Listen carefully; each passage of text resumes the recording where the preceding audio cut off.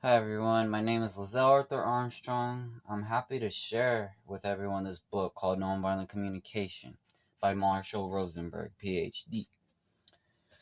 I believe by sharing this knowledge, I can help many people figure out what they need to help themselves. It should be around 18 bucks online in USA, and I'm just going to jump right into this. So from chapter 1.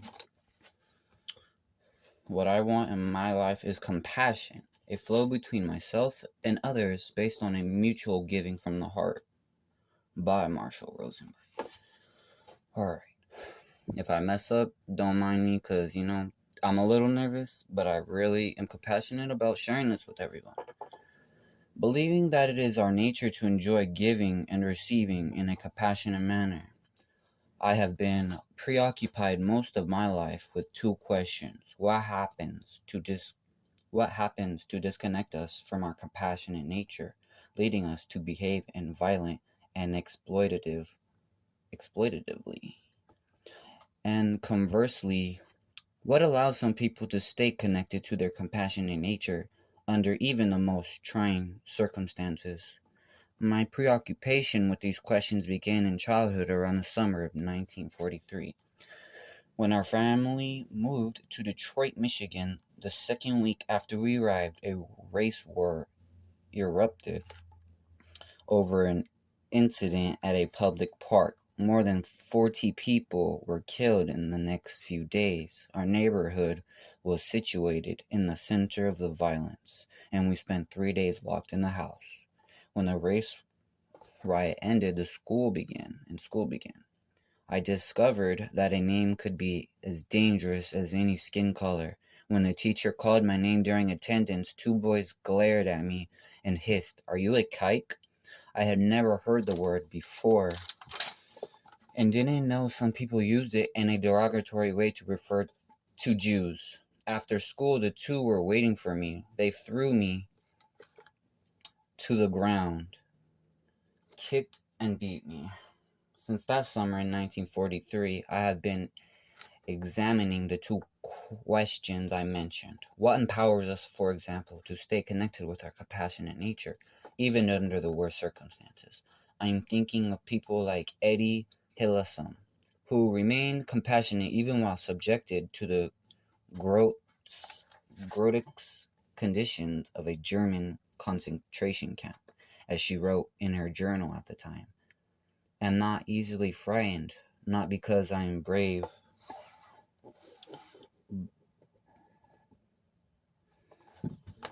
but because I know that I'm dealing with human beings and that I must try as hard as I can to understand everything that everyone ever does. And that was the real importance of this morning. Not that a disgruntled young Gestapo officer yelled at me, but that I felt no indignation, rather a real compassion, and would have liked to ask, "Did you have a very upset childhood? Has your girlfriend let you down?" Yes, he looked harassed and driven, sullen and weak. I should have liked to start treating him there and then, for I know the pitiful young men like that are dangerous as soon as they are let loose on mankind. A diary of Eddie Hillesum. While studying the factors that affect our ability to stay compassionate, I was struck by the crucial role of language in our use of words. I have since identified a specific approach to communication, speaking, and listening that leads us to give from the heart, connecting us with ourselves and with each other in a way that allows our natural compassion to flourish. I call this approach nonviolent communication. Use the term nonviolent as Gandhi used it to refer to our natural state of compassion when violence has subsided from the heart. While we may not consider the way we talk to be violent, our words often lead to hurt and pain, whether for others or ourselves. In some communities, the process I am describing is known as compassionate communication. The abbreviation NVC is used throughout this book to refer to nonviolent or compassionate communication. NVC, a way of communicating that leads us to give from the heart. a way to focus attention. MVC is founded on language and communication skills that strengthen our ability to remain human, even under trying circumstances. It contains nothing new. All that has been integrated into NVC has been known for centuries.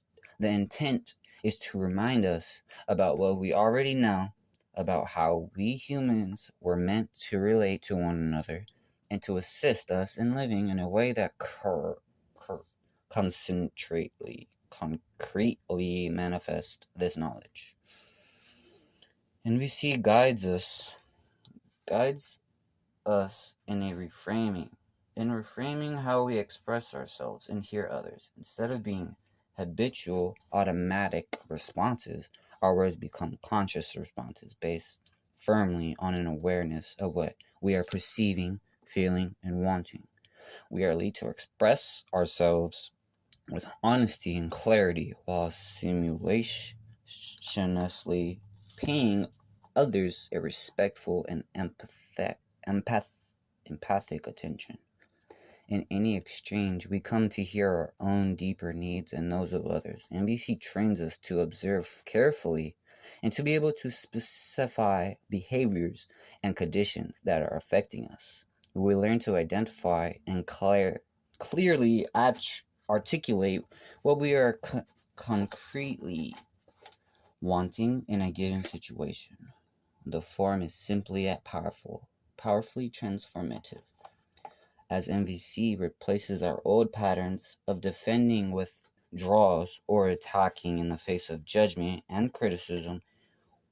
We come to perceive ourselves and others as well as our intentions and relationships in a new light. Resistance, defensiveness, and violent reactions are minimized when we focus on clarifying what is being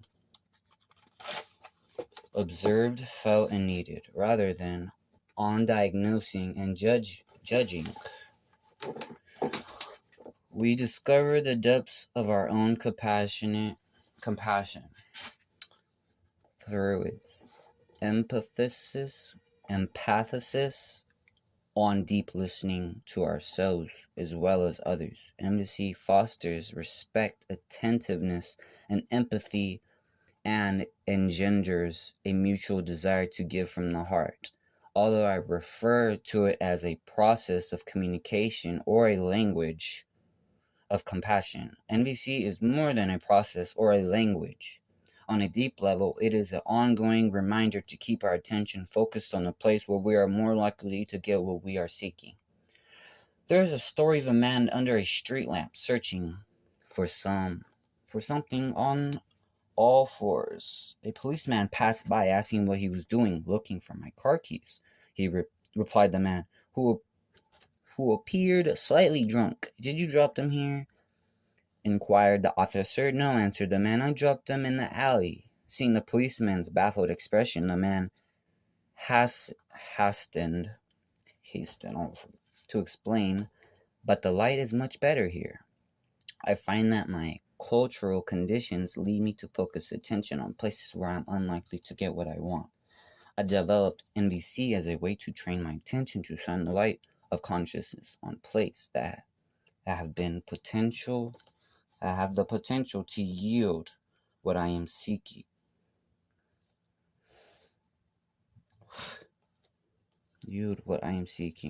What I want in my life is compassion, a flow between myself and others based on a mutual giving from the heart. This quality of compassion, which I refer to as giving from the heart, is expressed in the following lyrics by my friend Ruth Berbermeyer. Let's shine the light of consciousness on places where we can hope to find what we are seeking. And so this boy, has little lyrics written down of his homie's song. I never feel more given than when you take from me. When you understand the joy I feel giving to you, and you know my giving is done to put you in my debt. But because I want to live the love I feel for you, I receive with grace, may be the greatest giving. There's no way I can separate the two. When you give to me, I give you my receiving. When you take from me, I feel so giving too. That's a song you can look up. It's pretty cool. When we give from the heart, we do so out of joy that springs forth whenever we willingly enrich another person's life. This kind of giving benefits both the giver and the receiver. The receiver enjoys the gifts without worrying about the consequence that accompanies gifts given out of fear, guilt, shame, or desires for gain. The giver benefits from enhancing self-esteem that results when we see our efforts contributing to someone's well-being. The use of envy does not require that the person with whom we are communicating be literate in envy or even motivated to relate to us compassionately. If we stay with principles of envy motivated solely to give and receive compassionately and do everything we can to let others know this is our only motive, they will join us in the process and eventually we will be able to respond compassionately to one another. I'm not saying this always happens quickly. I do maintain, however, the compassion inevitably blossom when we stay true to the principles and process of MVC. The MVC process. To arrive at a mutual desire to give from the heart, we focus the light on consciousness on 4 areas referring to as the 4 components of MVC model. First, we observe what is actually happening in a situation. What are we observing others saying or doing that is either enriching or not enriching our lives? The trick is to be able to articulate this observation without introducing any judgment or evaluation. To simply say what others are doing that we either like or don't like. Next, we state how we feel when we observe this action. Are we hurt, scared, joyful, amused, irritated, etc.? And thirdly, we say what we need, what needs of ours are connecting to the feelings we have identified. An awareness of these 3 components is present when we use NVC to clearly and honestly express how we are. 4 components to clearly expressing yourself without going down a rabbit hole of arguments. Observation, feelings, needs, then requests. You can't ask and then tell your feelings, because that will go down a rabbit hole of nowhere. For example, a mother might express these 3 pieces to her teenage sons by saying, Felix, when I see 2 balls of soiled socks under the coffee table and another 3 next to the TV, I feel irritated because I need more order in the room that we share in common. She would follow immediately with the 4 components, a very specific request. Would you be willing to put your socks in your room, or in the washing machine? This 4th component enriches our lives, or make life more wonderful for us. Thus, part of MVC is to express these 4 pieces of information very clearly, whether verbally or by other means. The other aspect of this communication consists of receiving the same 4 pieces of information from others. We connect with them by first sensing what they are observing, feeling, and needing, and then discover what would enrich their lives by receiving the 4 pieces of their request. As we keep our attention focused on the areas mentioned and help others to do likewise, we establish a flow of communication back and forth until compassion manifests naturally. What am I observing, feeling, and needing? What am I requesting to enrich my life? What are you observing and feeling and needing? What are you requesting to enrich your life? The concrete actions we are observing that are affecting our well-being, how we feel in relating to what we are observing, the needs, values, desires, etc. that are creating our feelings. The concrete actions we request in order to enrich our lives. Those are just examples.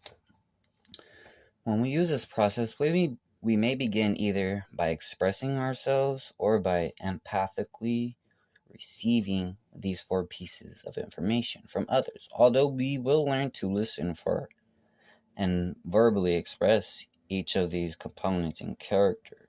In chapters 3 to 6, it is important to keep in mind that MVC does not consist of a set formula, but adapts to various situations as well as personal and cultural styles.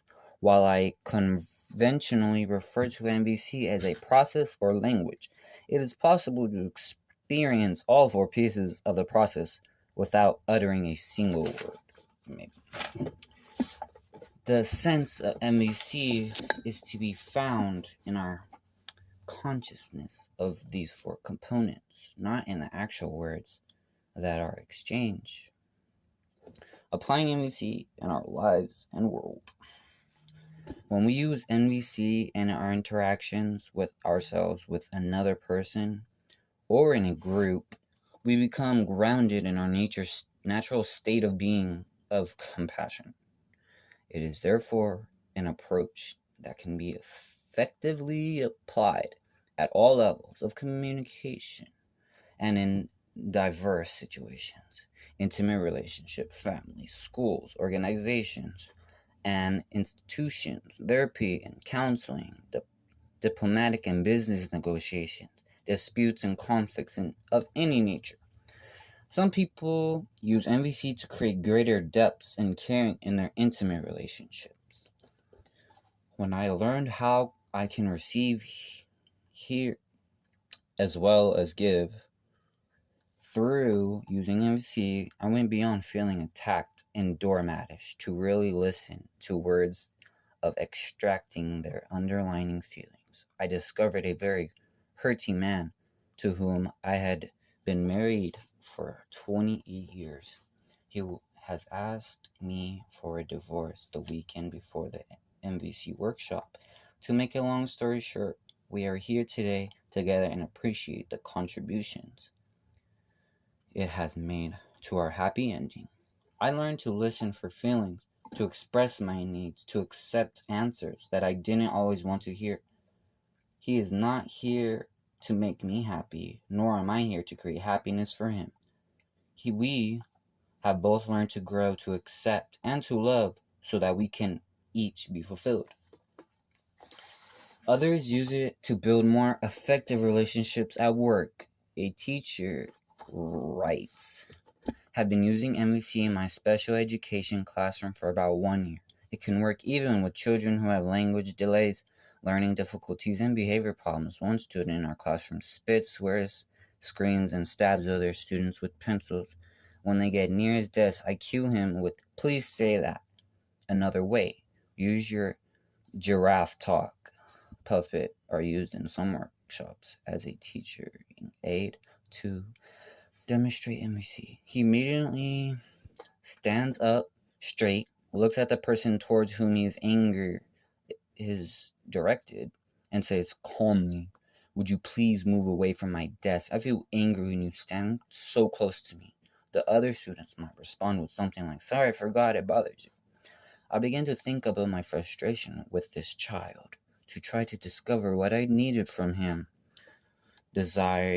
Besides harmony and order, I believed how much times I had put into lesson planning and how my needs for creativity and contribution were being short-circuited.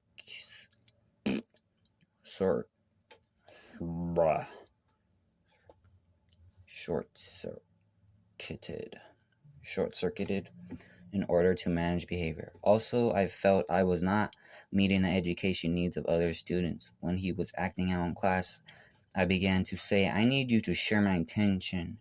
It might take 100 cues a day," but he got the message and would usually get involved in the class. Chicago, Illinois. The doctor wrote, "Use MVC more and more in my medical practices. Some patients ask me whether I am a psychologist, saying that usually their doctors are not interested in the way they live their lives or deal with their diseases. MVC helps us understand what the patient's needs are and what they and needs are and what they need to hear at a given moment. I find this particularly helpful in relating to patients with hemophilia and AIDS because there is so much anger and pain that the patient healthcare provider relationship is often seriously impaired. Recently, a woman with AIDS whom I had been treating for the past 5 years told me that what has helped her the most have been my attempt to find the ways for her to enjoy her daily life. My use of MVC helps me a lot in this respect. Often in the past, when I knew that a patient had a fatal disease, I myself would get caught in the prognosis, and it was hard for me to sincerely encourage them to live their lives. With MVC, I've developed a new consciousness as well as a new language. I am amazed to see how much it fits with my medical practice. I feel more energy and joy in my work as I become increasingly engaged in the dance of MVC. Still, others use this practice in a particular area. A French cabinet member visiting her sister remarked how differently the sister and her husband were communicating and responding to each other. Encouraged by their descriptions of MVC, she mentioned that she was scheduled the following week to negotiate some sensitive issue between France and Algeria regarding the adoption process. Through time was limited, we dispatched a French-speaking trainer to Paris to work with the cabinet minister. She later attributed much of the success of her negotiation in Algeria to her newly acquired communication techniques. In Jerusalem, during a workshop attended by Israelis of varying the political persuasions, participants used MVC to express themselves regarding the highly contested issue of the West Bank. Many of the Israel settlers who had established themselves on the West Bank believe that they are fulfilling a religious mandate by doing so, and they are locked in conflict not only with Palestinians but also with other Israelis who recognize the Palestinians' hope for natural sovereignty in this region. During a season, one of my trainers and I modeled empathic hearing through MVC and then invited participants to take turns role-playing each other's positions. After 20 minutes, a settler announced her willingness to consider relinquishing her land claims and moving out of the West Bank into international recognized Israel territory. If her political opponents were able to listen to her in the way she had just been listened to, worldwide, NVC now serves as a valuable resource for communities facing violent conflicts and severe ethnic, religious, or political tensions. The spread of NVC trains and its use in mediation by people in conflict in Israel, the Palestinian Authority, Nigeria, Rwanda, Syria, Leone, and elsewhere have been a source of particular gratification for me, my associates, and I. Once in Belgrade, over 3 highly charged days training citizens working for peace. When we first arrived, expressions of despair were visible, etched of the trainees' faces, for their country was then enmeshed in a brutal war in Bosnia and Croatia. As the training progressed, we heard the ring of the laughter in their voice as they share their profound gratitude and joy for having found the empowerment they were seeking. Over the next 2 weeks during training in Croatia, Israel, and Palestine, we again saw desperate citizens in war-torn countries regaining their spirit and confidence from the NBC training they received. I feel blessed to be able to train throughout the world, teaching people a process of communication that gives them power and joy. Now, with this book, I am pleased and excited to be able to share the richness of nonviolent communication with you. Summary: nonviolent communication helps us connect with each other and ourselves in a way that allows our natural compassion to flourish. It guides us to reframe the way we express ourselves and listen to others by focusing our consciousness on 4 areas: what we are observing, feeling, needing, and what we are requesting to enrich our lives. NVC fosters deep listening, respect, and empathy, and engenders a mutual desire to give from the heart. Some people use NVC to respond compassionately to themselves. Some create greater depths in their personal relationships, and still others to build effective relationships at work or in a political area.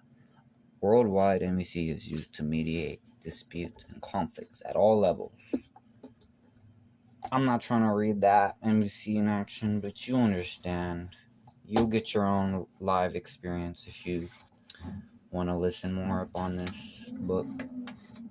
Chapter 2, that means we're at the end of this, and I will just make another one, explaining. So stay tuned, because I want to help everybody, and I hope y'all want to help yourselves too. Peace.